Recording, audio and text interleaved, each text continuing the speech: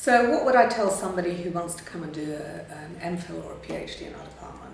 The first thing I suppose I'd say is that you have to have a very good sense of what it is you want to do, but you also have to have a passion and a real curiosity about that topic. I think that, for me, is one of the most important things, to really care about the outcome of your research, to be passionate about it and curious about what you're going to be discovering, and how the topic might change over time.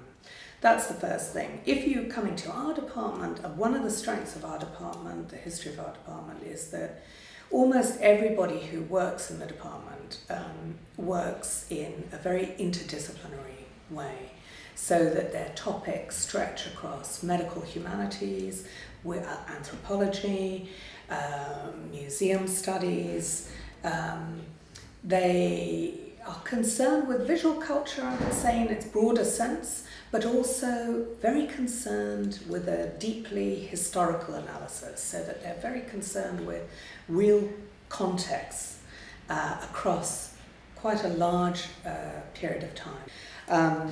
Very broadly defined and across all media. So we also work on issues around digital media and film, as well as photography and sculpture, architecture, fine art.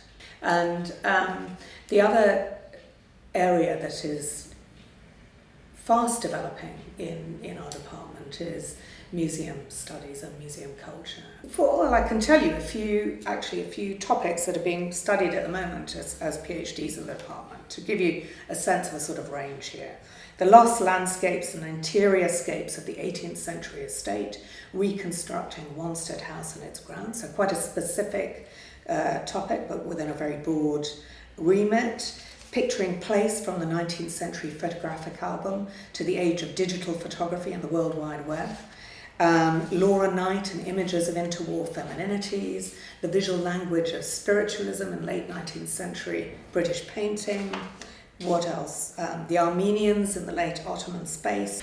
Quite a range you can see there of topics that people are doing within the department. The other thing that's important to know, I think, is that a lot of our students actually go on afterwards to hold positions in national and international institutions. So, for example, one of my recent graduates has now got full-time lectureship as the Pears Lecturer in SOAS in the School of Oriental and African Studies.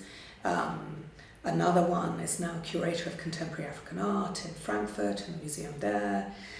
We've got also graduates who are now working in the BM, the British Museum full-time, the National Gallery and the Tate.